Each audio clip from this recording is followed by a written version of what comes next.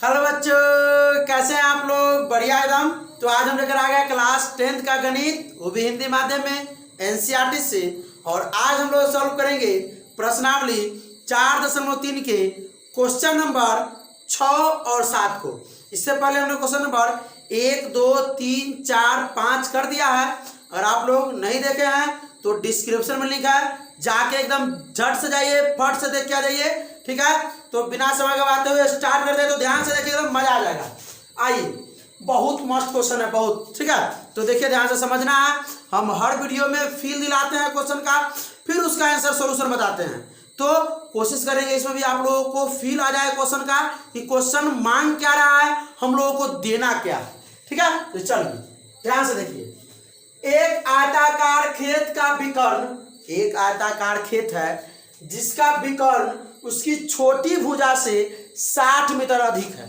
उसके बाद यदि बड़ी भुजा छोटी भुजा से 30 मीटर अधिक हो तो खेत की भुजाएं ज्ञात कीजिए। मतलब एक आयताकार खेत है, समझ जाइए।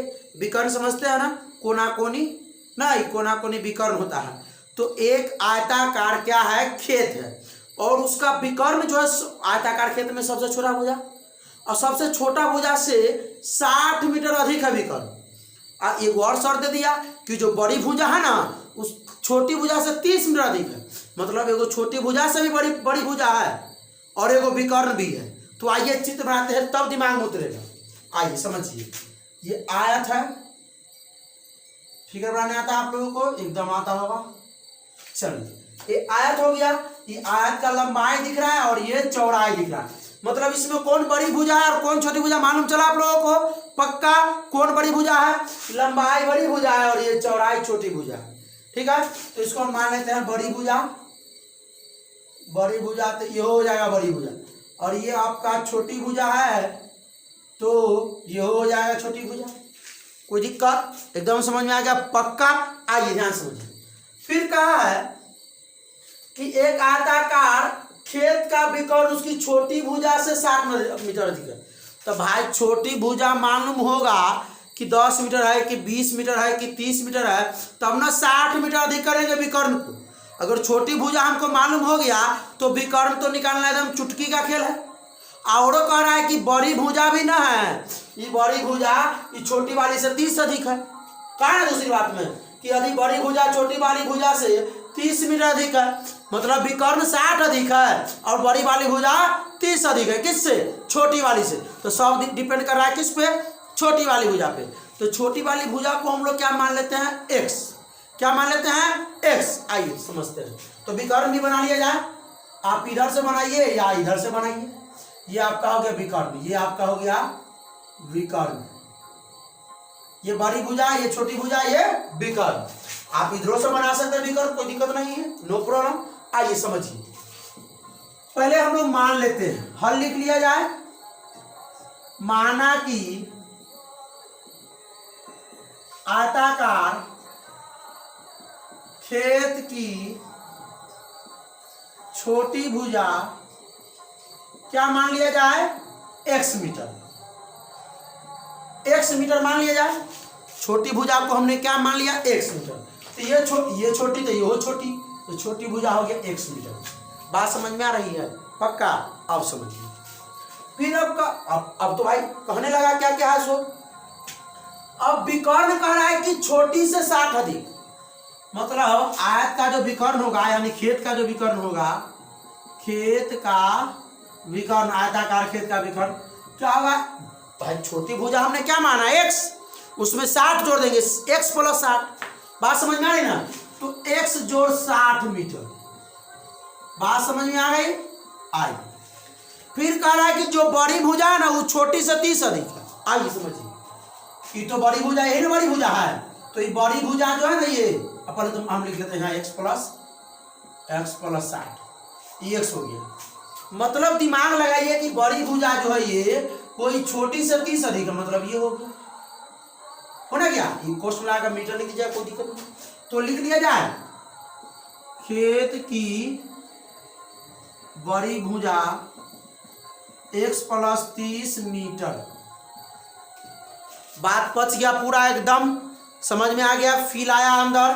कि भाई क्वेश्चन क्या कह रहा था, क्वेश्चन हमें कह रहा था कि एक आयताकार का विकर्ण जो है छोटी भुजा से 60 अधिक है और जो बड़ी भुजा है वो भी छोटी भुजा से 30 अधिक है। तो भाई हमको छोटी भुजा चाहिए तभी तो उसका विकर्ण मालूम करेंगे और बड़ी भुजा मालूम करेंगे। तो छोटी भुजा हमने मान लिया x और विकर्ण में 60 जोड़ दिया था, x + 60, बड़ी भुजा में 30 जोड़ दिया था, x + 30। अब आइए फिर लीजिए इसको सॉल्व कैसे करेंगे। इसमें जो हमको x का मान निकालना है, भुजाएं ज्ञात करनी है, विकर्ण नहीं। भुजाएं ये वाली और ये वाली भुजाएं ज्ञात कर ली, छोटी भुजा बड़ी भुजा कैसे निकालेंगे तो आइए समझते हैं। आप लोगों को दिख रहा होगा ये पाइथागोरस पर में पढ़े हैं। अच्छा चलिए पढ़ लेते हैं। ये दिख रहा होगा 90 डिग्री का कौन है, तो 90 डिग्री के सामने वाला भुजा क्या होता है, कर्ण होता है कि नहीं होता है, होता है कि नहीं होता है पाइथागोरस पर में से। तो सीधा वाला को मान लेते हैं लंब और जमीन वाला को मान लेते हैं आधार। क्या मान लेते हैं, आधार। सुनिए ये टेढ़ा वाला जो है 90 डिग्री के सामने वाला भुजा हो गया कर्ण पाइथागोरस पर में से, और ये लंब और ये हो गया आधार। कोई दिक्कत, इसको भी लंब मान लीजिए, इसको आधार मान लीजिए। त्रिकोणमिति में जब हम पढ़ेंगे हम लोग तो इसको ठिट्टा मानेंगे तो ये हो जाएगा लंब और ये आधार, और इसको ठिट्टा मानेंगे ना तो ये हो जाएगा लंब और ये आधार। लेकिन अभी तो त्रिकोणमिति नहीं है, हम मान सकते हैं इसको भी लंब इसको भी आधार, बात बराबर कुछ मान लीजिए। ठीक है, तो पाइथागोरस प्रमेय से चला जाए, पाइथागोरस प्रमेय से, पाइथागोरस प्रमेय से। अच्छा सुनिए नाम दे दे इसका, आइए नाम देते हैं। नाम इसका हम लोग ए डाल रहे हैं, इसका बी डाल रहे हैं, इसका सी डाल रहे हैं। पाइथागोरस तो ये ए बी कर्ण है, तो ए बी का स्क्वायर जो होगा वो बराबर होगा किसके, समकोण। पाइथागोरस प्रमेय याद है ना, एक समकोण त्रिभुज के कर्ण का वर्ग अन्य दो भुजाओं के वर्गों के योग के बराबर होता है। अच्छा सिद्ध करेंगे, फिर दिलाएंगे, समझिए आइए समझिए ध्यान से। तो ये कर्ण का स्क्वायर जो होगा लंब के स्क्वायर से और आधार के स्क्वायर के वर्गों के जोड़ के बराबर होगा। फिर समझिए ये कर्ण जो है इसका स्क्वायर हम लोग करेंगे और ये लंब का स्क्वायर और आधार का स्क्वायर करके जोड़ देंगे तो ये करीब बराबर हो जाएगा। आइए तो बराबर ये क्या लंब हो गया BC का स्क्वायर, अजोड़ आधार हो गया AC का स्क्वायर। कोई दिक्कत, तो अच्छा देखिए तो ये भी क्या है, ये भी है x + 60। अब तो कहिएगा सौरा बना लेंगे, अब छोड़ दीजिए। अब BC क्या है आपका x, इसका स्क्वायर, AC क्या है आपका x + 30 इसका स्क्वायर। अब तो आप लोगों को a + b का होल स्क्वायर आता होगा, आता है कि ना आता है, एकदम आता है। आइए ध्यान से देखिए, a + b का होल स्क्वायर क्या आता है, a² + b² + 2ab। तो a² मतलब x का स्क्वायर या का चिन्ह लगाओ, a² + b² मतलब 60 का स्क्वायर। अब बड़ा बड़ा लिखते हैं थोड़ा, a² + b² + 2ab, 2 गुने x और गुने b के मान 60 बराबर x का स्क्वायर, तो x² हो गया, प्लस का प्लस a + b का स्क्वायर, a² + b मतलब 30 का स्क्वायर अब प्लस 2ab, 2 गुना a के मान है x और गुना b के मान 30। ये किसको नहीं आता बताइए, तो आता है ना। अच्छा ठीक, तो ये हो जाएगा आपका x² पढ़ाई लिखता है 60 का स्क्वायर हो गया 3600 और 260 गुना 120x बराबर x² हो गया 2x² और 30 का स्क्वायर हो गया 900 और प्लस 3 गुना 60x। अच्छा ऐसा कर लेते हैं, इसको इस तरफ ले आवे या इसी को उस तरफ लेके चलते हैं। क्या करें, इसको इस तरफ ले आएंगे तो माइनस आ जाएगा, माइनस को हमें लेना पड़ेगा। क्या इसी को उठा के उस तरफ लेके चलते हैं, चले आए। 2x² लिख लिया जाए, प्लस में 900 लिख लिया जाए, प्लस में 60x लिख लिया जाए, ये वाला। अब इसको उठा के उस तरफ लेके चलते हैं, उस तरफ। तो प्लस x² इधर आकर के माइनस x² प्लस 3600 इधर आके माइनस में 3600 प्लस 120x इधर आके माइनस 120 बराबर बना ही कुछ हो तो 0 दे देते हैं। ठीक है, अब समझिए ध्यान से, ये 2x² है और ये x² है ना, एक जाति का x², यहाँ भी x², लेकिन 2x² ये x²। चिन्ह देख लीजिए, चिन्ह ये प्लस ये माइनस, तो प्लस माइनस घटता है, चिन्ह बड़े अंक का उतरता है, तो प्लस 2 में से अगर एगो घटा देंगे तो एगो x² हो जाएगा। चलिए हो गया सामने। अब यहाँ x वाला देख लिया जाए, यहाँ भी x वाला। आइए तो ये 60x प्लस में है, 120x माइनस में, प्लस माइनस घटता है, चिन्ह बड़े अंक का उतरता है, तो घटाइए, 120 में से 60 जाएंगे, 60 एक्स हो जाएगा, दोनों में से बड़ा कौन है, 120 की 60, तो 120 बड़ा है, 120 के आगे जो माइनस का साइन माइनस लग जाएगा। ये 900 है और ये 3600 है, ये भी आजादी का है, एगो प्लस एगो माइनस, प्लस माइनस तो घटता है, चिन्ह बढ़ेंगे उधरता है, 36 में से 900 घट जाएगा तो हो जाएगा 2700, और दोनों बराबर जीरो, दोनों में से बड़ा कौन है 3600, आगे कथी का साइन माइनस का माइनस हो। अब इसको हम लोग सॉल्व करेंगे, एक मिनट, इसको हम लोग सॉल्व करेंगे गुणनखंड विधि से हो या द्विघाती सूत्र से, किससे हल करें, आइए दोनों से हल करके हम बताते हैं। क्या है, x square minus 60x minus 2700, गुणनखंड विधि से अगर इसको हल किया जाए तो 2700 को गुणनखंडन कीजिएगा तो गुना करके लेना है 2700, और घटाव का चिन्ह तो घटा के लेना है 60। सब जानता है कि 9 तिया 27 और 90 में से 30 गया 60, 90 30 को गुना करेंगे तो 2700 होगा कि नहीं होगा। तो आइए सॉल्व कर लीजिए, एक्स स्क्वायर माइनस में 90x हम प्लस में 30x, तब ना घटेगा, घटाते कब है, जब एगो प्लस एगो माइनस होता है, दूगो अंक का चिन्ह तब ना घटता है, ठीक है। तो 90x माइनस में प्लस में 30 है, माइनस 90 में से प्लस माइनस 60, माइनस 90 को प्लस 30 से गुना करेंगे तो माइनस 2700, अब माइनस में जो रहेगा वो लिख दिया जाए। अब हम लोग क्या करते हैं, दो दो को लेकर के कॉमन लेते हैं, आइए दोनों में से क्या, ये दोनों में से क्या कॉमन आ सकता है, एक्स, एक्स को एक्स से भाग देंगे तो में एक्स माइनस एक्स से 90x में तो 90 प्लस 30, दोनों में से कॉमन लेते हैं, 30 से 30 बचेगा x, प्लस माइनस माइनस 30 से 2700 में 90 बराबर 0। अब यहाँ से यहाँ एक टर्म, यहाँ से यहाँ एक टर्म, दोनों में x माइनस 90 दिख रहा है, निकाल लीजिए। तो x माइनस 90 अगर बाहर निकाल लेते हैं तो इसमें से x माइनस बाहर, x माइनस 90 बाहर निकला तो बचा x, प्लस इसमें से x माइनस 90 बाहर निकल गया तो बचा 30 बराबर 0। अब या तो x माइनस 90 0 होगा बराबर 0, या x प्लस 30 बराबर 0, किसको बराबर करें, दोनों को बराबर करते हैं। तो x माइनस 90 है ना, तो x बराबर माइनस 90 बराबर जगह जाकर के प्लस 90, और x बराबर में बराबर से पहले प्लस 30, बराबर के जब आ जाएगा तो माइनस 30, यानी कि हम लोग ऋणात्मक संख्या नहीं लेते हैं, लिख देंगे माइनस 30 ऋणात्मक है, इसलिए ऋणात्मक संख्या हम लोग नहीं लेते हैं।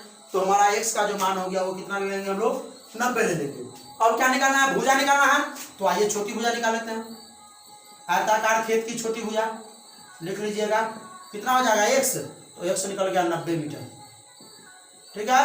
और बड़ी भुजा हम लोग क्या माने थे, विकर्ण नहीं बोला निकालने के लिए, भुजा निकालना है, x प्लस 30 मीटर, बड़ी भुजा ही ना है, तो x हम लोग निकाले हैं 90 और प्लस में 30 यानी 120 मीटर। अभी रुकिए, कहिएगा सर द्विघाती सूत्र से बनाए ना भाई, स्क्रीनशॉट लीजिए ना, स्क्रीनशॉट लीजिए धड़ाक से, ले लिए, चलो ले लिए, तो हम बना देते हैं धड़ाक से वही विधि से, टेंशन मत लीजिए, दोनों विधि से निकाल के जाएंगे।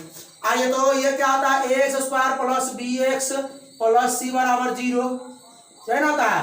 एक्स स्क्वायर साथ रहेगा उसको ए मानेंगे, एक्स साथ रहेगा उसको बी मानेंगे, अचरपद को सी। एक्स स्क्वायर कुछ नहीं है, एक मान लेते हैं, बी एक्स 60 माइनस 60, और अचरपद क्या आ जाएगा सी माइनस 2700। आइए फॉर्मूला क्या होता है, डी यानी कि बी स्क्वायर माइनस 4ac निकालने का, बी बेचक तो बी स्क्वायर माइनस 4ac निकाल लेते हैं, तो बी स्क्वायर आता माइनस 60 का स्क्वायर, माइनस 4 गुना ए के मान 1 गुना सी के मान माइनस 2700, कहना होगा हो 60 का स्क्वायर बोले तो कितना होता है 3600, और 27 चौका कितना होता है, अब बहुत बड़ा हो जाएगा ना, अच्छा निकाल लेते हैं, 4 से 0 में 0 0 0 0 7 चौका 28, 2 चौका 8 2 10, 10,800, तो 10,800 में से अयो, और ये माइनस माइनस प्लस, ये माइनस माइनस प्लस, तो 3600 10,800, 2 0 2 0 2 0 हो गया, 8 6 14 हो गया, 10 3 13 14, 14,400 यानी कि 120, कोई वर्गमूल अभी रुकना, डी बराबर ही आ गया। अब मूल का फॉर्मूला आप लोग जानते हैं क्या होता है, minus B plus minus root under B square minus 4ac, अब बटा में 2a होता है कि ना, अलग कर लिया जाए, आइए अलग करते हैं, माइनस में बी प्लस ए लेते हैं root under B square minus 4ac, अब बटा में 2a, आयो कर लेते हैं बी माइनस बी, अरे भाई यहाँ प्लस माइनस दूर रहता है ना, minus root under B square minus 4ac बटा में 2a, आइए माइनस के माइनस बी के मान कितना है माइनस 60, आप प्लस इसका अंदर कितना है बी स्क्वायर माइनस 4ac का मान कितना निकाले हम लोग, कितना निकाले 14,400, ओहो 14,400, बटा में 2 गुने ए के मान 1 के है। आइए ई माइनस बी माइनस में 60 और माइनस में रूट अंडर 14,400 बटा में 2 गुने 1। आइए माइनस माइनस प्लस में 60 हो गया, अब प्लस 14,400 का होता है 120 बटा में 2, तो 120 और 60 180 बटा में 2, यानी कि आ गया कितना, इसका आ गया 90। आइए इसका सॉल्व करते हैं, माइनस माइनस प्लस 60 और माइनस में 120 बटा में 2, तो ये हो गया आपका माइनस 120 और प्लस 60 तो माइनस में हो गया 60 बटा में 2 यानी कि माइनस में 30। अरे भाई वो में आया था माइनस 30 और 90, तो हम लोग ऋणात्मक नहीं लेते हैं, हम लोग लेते हैं धनात्मक, हम लोग धनात्मक वाले हैं। तो पहले इसका स्क्रीनशॉट लीजिए, ले लिए, मिटा दे जब देखो क्वेश्चन नंबर हम लोग 7 की तरफ मिटा दीजिए, लिख लिए स्क्रीनशॉट ले लिए चलिए एक बार और ले लीजिए, चलिए एकदम मजा आ जाएगा, टेंशन मत लीजिए। पूरा फील रहा, वीडियो थोड़ा लंबा होगा लेकिन पूरा फील दिला के जाएंगे भाई लोग, पाली समझते रहिए आप लोग। चलिए इससे अगला क्वेश्चन देखिए, बहुत हल्का क्वेश्चन है ये, हल्का क्वेश्चन देखिए, कह रहा है कि दो संख्याओं के वर्गों का अंतर 180 है। दो संख्याएं हैं, हमको नहीं मालूम है लेकिन दोनों संख्या को वर्ग कर देते हैं और बड़ी वाली में से छोटी वाली घटा देते हैं तो उसका अंतर मतलब घटा होता है। तो बड़ी वाली का वर्ग करके छोटी वाली का वर्ग करके बड़ी वाली में से छोटी वाली घटा देते हैं तो 180 आ जाता है। फिर कहता है कि छोटी वाली संख्या का वर्ग बड़ी संख्या का 8 गुना है, तो छोटी वाली जो संख्या होगा उसका वर्ग कर देंगे, वो बड़ी वाली से 8 गुना है छोटी वाली। आइए समझते हैं, फिर दिलाएंगे आप लोगों को एकदम। लिखिए तो पहले हल लिखिए। मान लेते हैं, क्या माने, अरे भाई बड़ी वाली संख्या छोटी वाली संख्या कुछ न कुछ मानना पड़ेगा, तो अब ये तो दोनों का वर्ग करके अंतर करेंगे घटाएंगे, क्या माने कि नहीं माने। आइए माना कि बड़ी संख्या x और छोटी संख्या y, प्रश्न से मान लिया जाए, प्रश्न से क्या कहता है कि दो संख्याओं के वर्गों का अंतर, तो दो संख्याओं का वर्ग अंतर मतलब कथी, तो बड़का में से छोटका घटा दो, क्या घटा दे, चलिए बड़ा के वर्गों का अंतर करा, वर्ग जब होता है ना स्क्वायर करना, कहेगा 2 का वर्ग तो 2 का स्क्वायर मतलब 4, तो यहाँ कर रहा है कि बड़ी संख्या में से छोटी संख्या घटा देना वर्ग करके, तो x का वर्ग करेंगे तो x स्क्वायर माइनस y का वर्ग करेंगे तो y स्क्वायर बराबर में कितना प्राप्त होता है 180। दोनों संख्याओं के वर्गों का अंतर 180, यानी इसका वर्ग माइनस इसका वर्ग, वर्गों का अंतर हुआ ना, बड़ी में से छोटी घटा दी 180 प्राप्त हुआ, इसमें समीकरण 101 मान लिया जाए। आइए पुनः प्रश्न से लेते हैं, पुनः प्रश्न से फिर कुछ कहा है कि छोटी संख्या का वर्ग, छोटी संख्या का वर्ग बड़ी संख्या का 8 गुना है, दो चीज, छोटी संख्या का वर्ग, छोटी संख्या ये है y, इसका वर्ग बड़ी संख्या का 8 गुना है, बड़ी संख्या ये है इसका 8 गुना है। तो आप सुनिए कहिएगा सर छोटी संख्या का वर्ग बड़ी संख्या का 8 गुना है, तो छोटी संख्या का ना वर्ग 8 गुना होगा इससे, इसमें का 8 से गुना किया। अब सुनिए फिर दिलाते हैं, ये छोटी संख्या का ये वर्ग जो है ये बड़ी संख्या x से ये 8 गुना है ना, 8 गुना एकदम फिला गया कि छोटी संख्या का जो वर्ग है ये बड़ी संख्या इससे 8 गुना है, मतलब ये 8 गुना है, तो हम चाह रहे हैं कि दोनों को बराबर कर दे, क्या कर दे बराबर, मतलब इससे ये 8 गुना है तो हम कह रहे बराबर करेंगे तो इसको 8 गुना करना पड़ेगा। आया बात समझ में, एक बार और समझिए, कह रहा है कि छोटी संख्या का जो वर्ग है वो बड़ी संख्या से ई 8 गुना है, तो ई 8 गुना है बड़ी संख्या से, तो हम कहते हैं कि दोनों छोटी संख्या को और बड़ी संख्या को दोनों को बराबर कर दे, तो बराबर करेंगे तो ये 8 गुना इससे है तो इधर 8 गुना करेंगे तब ना दोनों मिलजुल करेगा, बराबर बराबर हो जाएगा, बच गया हम समीकरण 2। तो हमको y स्क्वायर बराबर 8x मिल गया, तो यहाँ रख दें, तो हम लोग लिखते हैं क्या, अयो एक मिनट बन जाएगा, रुकिए इतना रोशनी बन जाएगा। y स्क्वायर का मान समीकरण 1 में रखने पर, भाई रुक जाइए बन जाएगा सवाल, तो ये 8x जो है वाई स्क्वायर के जब यहाँ रख देते हैं, X square minus Y square बराबर 180 है ना, तो X square minus Y square के जब कितना 8x बराबर 180, बराबर के बाद 180, बराबर से पहले 180 कर लेते हैं, एक्स स्क्वायर माइनस 8x बराबर के बाद सॉरी 8x आ गया भाई, चलिए बराबर के बाद 180, बराबर से पहले ले आएंगे तो माइनस में 180 बराबर में 0। अब समझिए अब किस विधि से इसको हल करें, सो बताइए। गुणनखंड विधि से कि द्विघाती सूत्र से? तो गुणनखंड विधि से भी हल कर लेते हैं, द्विघाती सूत्र से भी हल कर लेते हैं। तो पहले गुणनखंड विधि से हल करने पर, तो गुणनखंड विधि से हल करेंगे तो क्या होगा, 180 गुना करके लाना पड़ेगा और घटा करके 8 लाना पड़ेगा। तो 18 दाएं 180, 18 में से 10 गया 8 ना, तो x स्क्वायर लगा लीजिए और माइनस में 10x 18x प्लस में 10x माइनस में 180 और माइनस 18 में से प्लस 10 का माइनस 8 बचा कि नहीं बचा भाई? अब दोनों विधि से बनाते हैं। x कॉमन लेंगे तो x माइनस 18, अभी तक यही समझ में आ गया होगा।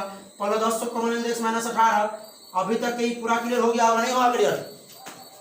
ये दो टर्म में से x कॉमन लिए तो x से 104 भाग दिए x हो जाएगा और x से 18 भाग दिए 18 हो जाएगा। प्लस 10 कॉमन लिए 10x में भाग दिए, ये 10 से 10x में, तो 10 खत्म बचेगा x, ये प्लस माइनस माइनस 10 से 18 में 180 चलिए यहाँ सॉल्व कर लेते हैं इसको। तो ये देखिए दोनों में x माइनस 18 बाहर निकालते हैं, x माइनस 18 बाहर निकालिए, इसमें से बाहर निकाला तो बचेगा x और इसमें से बाहर निकलेगा तो प्लस 10 बच जाएगा। अब बराबर 0, या तो x माइनस 18 बराबर 0 या x प्लस 10 बराबर 0। तो हम लोग क्या कर लेते हैं, x माइनस 18 बराबर 0 अगर रखेंगे तो बराबर के बाद माइनस में 18 बराबर का दी प्लस 18। अब x बराबर अगर x प्लस 10 बराबर 0, इधर बराबर से पहले प्लस 10 बराबर का जाके माइनस 10। कोई दिक्कत होगा? अब समझिए। तो हम लोग ऋणात्मक नहीं लेते हैं, धनात्मक, यानी x बराबर हमारा क्या हो गया 18, तो निकल गई बड़ी भुजा निकला, बड़ी भुजा निकला, छोटी भुजा निकाले हम लोग। छोटी भुजा क्या हम माने हैं, यू वाई के मान निकलना पड़ेगा। तो x का मान जो 18 है वो हम लोग समीकरण 2 में रखते हैं। x का मान समीकरण 1 में रखेंगे तो निकल जाएगा, समीकरण 2 में रखने पर क्या है, वाई स्क्वायर बराबर 8x, तो वाई स्क्वायर बराबर 8 गुना x का मान हम लोग क्या निकला 18, तो वाई स्क्वायर बराबर क्या हो जाएगा 18 8 144, तो वाई स्क्वायर बराबर, तो वाई बराबर प्लस माइनस रूट अंडर 144, तो वाई बराबर हो जाएगा प्लस 12, हो जाएगा माइनस 12। तो हम लोग बड़ी संख्या लेंगे क्या, हमेशा बड़ी संख्या 18 ही लेंगे और छोटी संख्या 12 भी हो सकता है और माइनस 12 भी हो सकता है, ये समझते हैं। अब द्विघाती सूत्र से, द्विघाती नहीं बनाना तो कोई दिक्कत नहीं, वीडियो पॉज कीजिए, बात करेंगे, बना देते हैं, जिसको जरूरी है वो लिख नोट करेंगे। माइनस में कितना है वो 8x है, माइनस 8x और माइनस 180 बराबर 0, a बराबर कितना 1, b बराबर कितना माइनस 8, c बराबर कितना माइनस 180, तो d बराबर यानी कि विवेचक बराबर b स्क्वायर माइनस 4ac, तो b का मान कितना माइनस 8 का स्क्वायर माइनस 4 गुना a के मान कितना हो जाएगा 1 गुना c के मान माइनस 180, हुआ कि नहीं हुआ, 8 8 64, आई माइनस माइनस प्लस 18 चौक 72 720, यानी कि 784,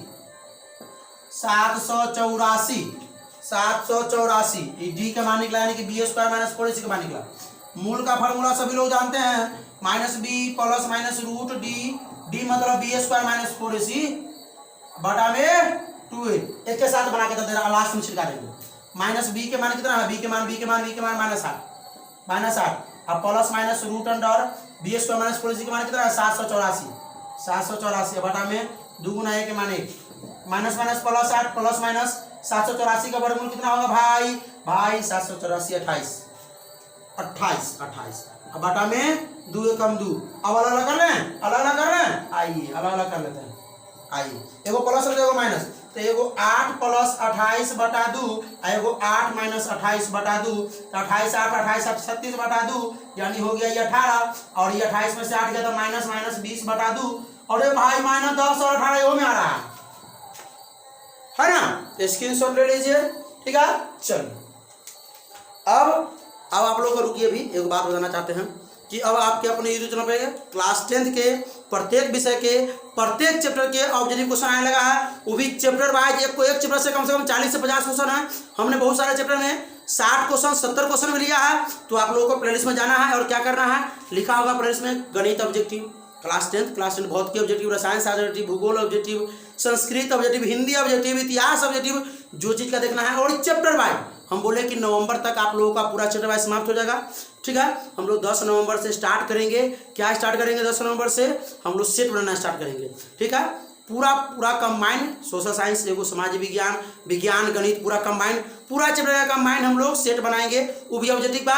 और दिसंबर में हम लोग सब्जेक्टिव पूरा का सेट बनाएंगे, यानी एग्जाम तक आपको हम पहुंचा के छोड़ेंगे एकदम। इधर पूरा मैथ भी खत्म होगा, उधर ऑब्जेक्टिव भी खत्म होगा, ठीक है। और आप लोगों को आवश्यकता पड़ा संस्कृत का चैप्टर पढ़ने का, भौतिकी का चैप्टर पढ़ने का, तो कमेंट जरूर कीजिए, हम जरूर पढ़ाएंगे, ठीक है। तो क्या करना है, हंसते रहिए, लेकिन प्लेलिस्ट में जाकर जरूर वीडियो को देखिए। और प्रत्येक वीडियो में एक एक क्वेश्चन हम जरूर दिए हैं, क्वेश्चन का जवाब दीजिए, जो जवाब देता है उसका हम अगले वीडियो में नाम लेते हैं, ठीक है। तो आप लोग भी जुड़िए इस चैनल से। तो क्या करना है, हंसते रहिए, मुस्कुराते रहिए, पढ़ाई करते रहिए। All the very best.